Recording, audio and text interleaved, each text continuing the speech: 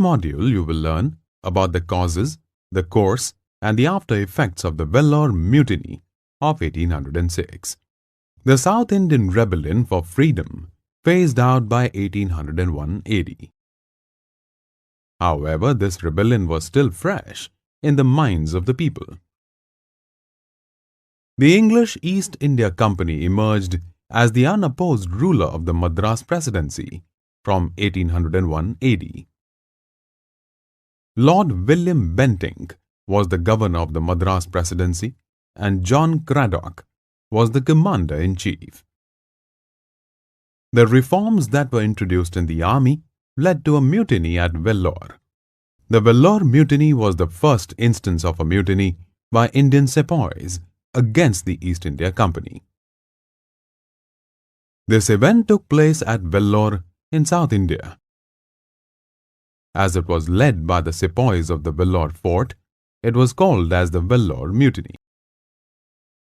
This mutiny was considered as a prelude to the Great Revolt of 1857 and holds a significant place in the history of India.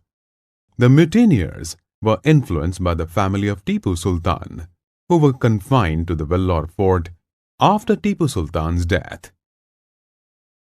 The recruitment of a large number of Indians into the army created suspicion in their minds. The death of the great leaders such as Politevar, Kattabomman and Maruthu brothers had left a deep scar in the minds of the rebels and sepoys, many of whom were from the Palyams. The sepoys were both from Tamil and Kannada-speaking regions and exchanged their ideas for attainment of a common goal through betel leaves. Strict discipline methods, new weapons, new methods and changes in the dress code created resentment amongst the sepoys. Hindus were prohibited from wearing ornaments such as earrings and vermilion marks on their foreheads, while the Muslims were required to trim their beard and moustaches, which created further resentment. The most immediate cause was the introduction of the Agnew turban, introduced by General Agnew. The turban resembled the European hat of different colors affixed by a badge with the symbol of the cross on it. The sepoys who refused to wear this turban were punished by 500 to 900 lashes and also terminated from service. The rebellion was instigated by the sons of Tipu Sultan, who secretly planned the revolt. On 9 July 1806, the celebrations of Tipu Sultan's daughter's wedding were held at the fort and the sepoys had gathered to attend the function. Amidst the celebration in the early hours of the 10th of July, the sepoys suddenly attacked the British officers and their troops.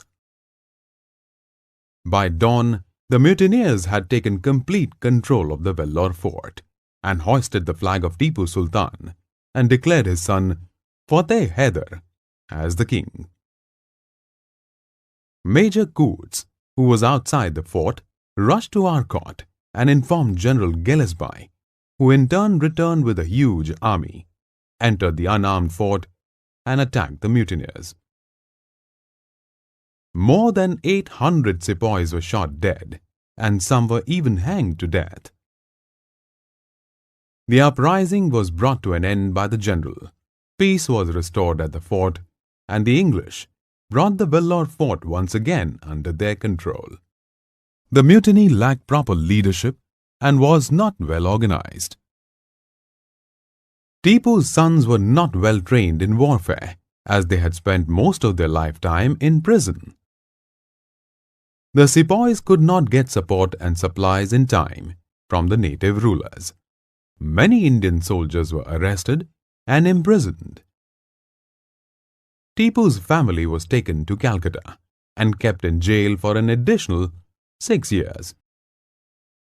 The mutiny revealed the patriotism of the Indians and their hatred towards the British.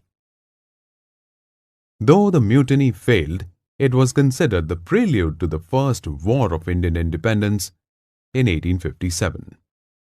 Let us now recap all the important points that we have covered in this lesson on the Vellore Mutiny of 1806.